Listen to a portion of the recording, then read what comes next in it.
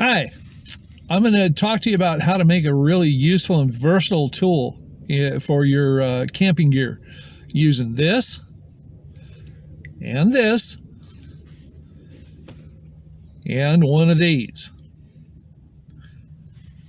So I'm not going to show you the process. I'm going to talk to you about how to do it and the benefits of it. So let's go. Yeah, it's time to move on. It's time to get going.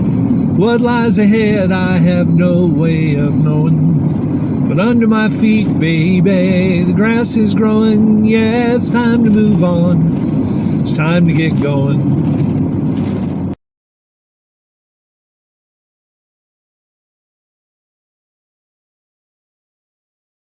I'm going to show you a really great tool that someone else had the idea of, and I think I just perfected it. And what you need to start with is you need a golf club. In this case, I'm using a 4-iron. Turn it right side up. A golf club. And what you can do with this golf club while you're camping is you can use it, I'm going to show you how you can use it as a fire poker. You can use it as a way of helping start your fire.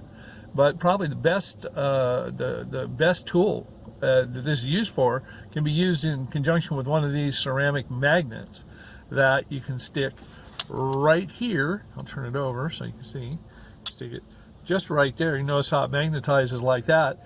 And then as you hold the club down on the ground, you can pick up metal objects. And one of the tools that you're going to need for this, and I'm not going to build it because I already have done it, is you need a drill bit, and one of these that's a bit longer, like this. Okay, so what you end up doing with this is, this happens to be a Callaway S2H2 club, and you notice here you've got the shaft coming here going through what's called the hosel, this part right here, and this shaft goes all the way through the hosel. So there's like a flat surface right here, but you can see where the shaft actually is. And what you do is you take the drill bit and you end up drilling out, you know, it's magnetized so it's going to stick, but you end up drilling out this hole. And there's just like resin or something like that in it. It's not going to cause any sparks or anything. But you drill this out, and it does have to be a longer one because the resin and stuff goes down into here. Okay, and what that does is it gives you now the access to the hollowness of the shaft, the steel shaft. By the way, this will only be done with steel shafts. You don't want to do it with graphite shafts because they'll melt if you use them on the fire.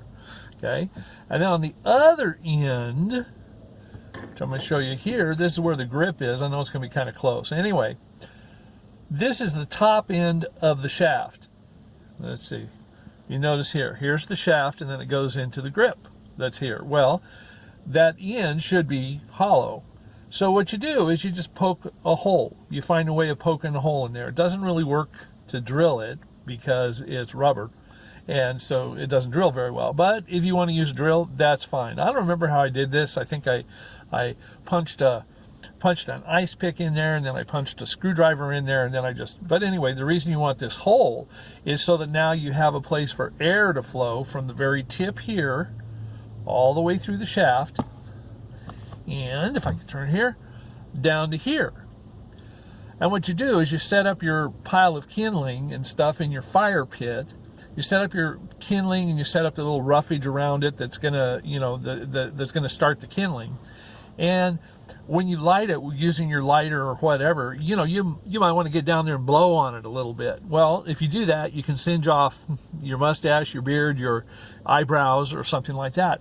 But with this apparatus, you can set this end down at that point, and I'm going to shove it up here and see if I can do this. And then you've got the hole here, and you can just blow in it, and what happens is that kind of blows and fans the flame of the fire that you're trying to get going. You don't want to suck in on it. I mean, it might make a terrific bong or something, you know, but you don't want to suck in on it. You want to blow out on it. And it just keeps your face away from the fire and makes it easier so you're not getting down on your hands and knees to have to do it. So then, of course, with the magnet off, then you can just use this as a fire poker. you can poke and move around wood that you need to and stuff like that. And you don't have to make any other modifications to the golf club, although the one that I saw, the person who did it didn't use one of these Callaways or one of these golf clubs that has the shaft going all the way through the hosel. They just drilled through the hosel itself to try to find the shaft, and then they cut parts of this off, so it made it a much thinner, surface. Let's see here. So it made it a much thinner surface here. So it was nicely done, but I realized, well, I don't need to do that because this will work just fine to poke the fire and do all that stuff. But of course, you don't always have a fire. You're not always starting a fire. But if you do use this, it works out really well. Like I say, first of all, as a fire poker itself. Second, as the wind tunnel to be able to blow on your kindling and stuff. And then third, in conjunction with the ceramic magnet right here, it will, you can hold the edge of it and just hold the golf club down the way it normally would go. And here, we're going to let it attract you see, it'll attract and hold metal.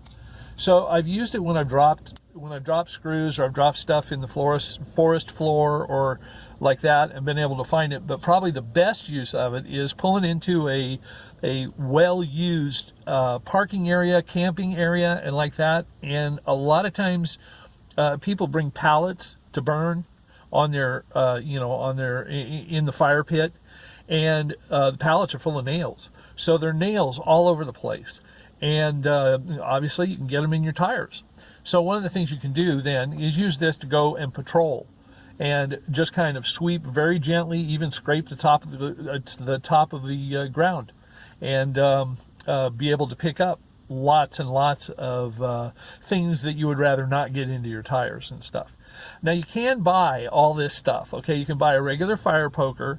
Okay, I don't know that you can buy the thing that we're using to blow on this. I think that's just a good idea. I mean, you could get a long metal straw and buy it if you wanted to, or you can buy these big magnets that are on the ends of poles like this. The only thing is, you have three apparatus. You have three things then that you can boil down to really one thing with only adding the magnet to make it just one thing. So it's easier to store, easier to find, and easier to make. Now, there are a couple of other golf club manufacturers that have this hollow hosel that are knockoffs of what the Callaway was.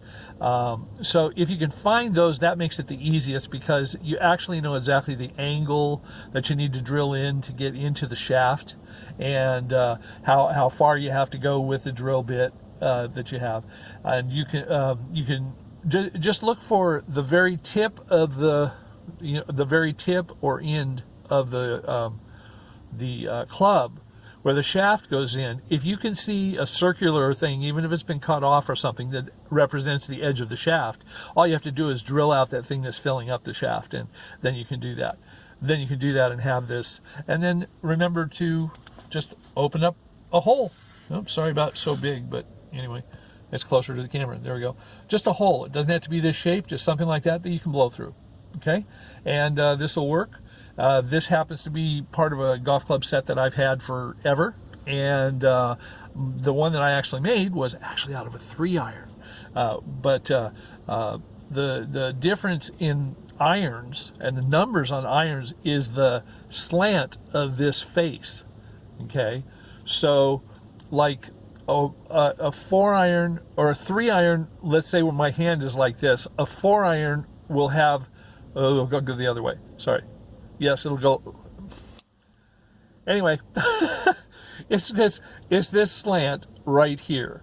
And if you get up to one that says a 9-iron, you're going to see it. So the slant is like all the way over here. So it looks like a big flat club. I found that these that are the lower the number is really the higher the number of the club, and the steeper this face is. Also, usually the length of the shaft is longer the lower the number that you're using here. You don't want to use the metal woods or drivers or things like that, because the tips just don't do any good. They're just not any good. So you need an iron like this. You could probably do it with a putter or something like that if you really needed to, but I can't see that you really need to. So, but that's your choice. This is what I did. I used a 4-iron. I use it for I've used it for fire poking. People have tried to steal my 3-iron, and I have this 4-iron. But again, this is something again that you make at your own risk. Okay, I've had no problems with mine. I'm not recommending that you do this. I'm telling you that this is something that I've done that you might find as a practical help. Now, one of the things that I do also is I have a cover. Now they make putter covers and stuff like that for different clubs. But once you use this as a fire poker, of course, it's going to have carbon and it's going to have it's going to have black stuff on it. And wherever you put it in your vehicle, you're going to want to kind of protect that. Well, you can do that with a baggie. You can put a baggie over the end of it. But if you have like a club cover of some kind that you can get at the at a thrift store or something like that too, it'll just cover it up, and it makes it nicer so that you're not putting the black carbonized stuff from the fire in your rig. So anyway, think about it. Remember, you're going to need a long bit, one that's longer. This one is about 7 inches long, 6-7 inches long, whereas a normal bit of this size would probably be about 4 inches long. So you're going to need one that's going to be able to reach down in there and get all this stuff out so that you can get that airway going. Okay, I hope this helps, and I hope you have fun with it. So one of the uses of this apparatus right here, I'm calling a fire poker. I made it out of a golf club, is that I can find the thing that I dropped over here in the forest. And the way I do that is, of course, by fixing the magnet right there where it needs to go. Now I know my area of loss is right in here, and so I'm just going to swing it over gently through the tree, through the stuff, and nothing is picked up yet, because it's always possible that I dropped it somewhere else. And that's the thing about when you lose something, you don't know where you lost it, because if you did, you wouldn't have to look for it, right? So anyway, you notice there's really nothing being pulled up on here yet, nothing magnetized, and it's strong enough that it should be picking up whatever there I lost. Anyway, now I can physically see it right here, and there it is. It's this little pin that I was looking for. Well, one of the things you can do also is go over your campsite looking for nails and other things like that just by swinging the golf club down below.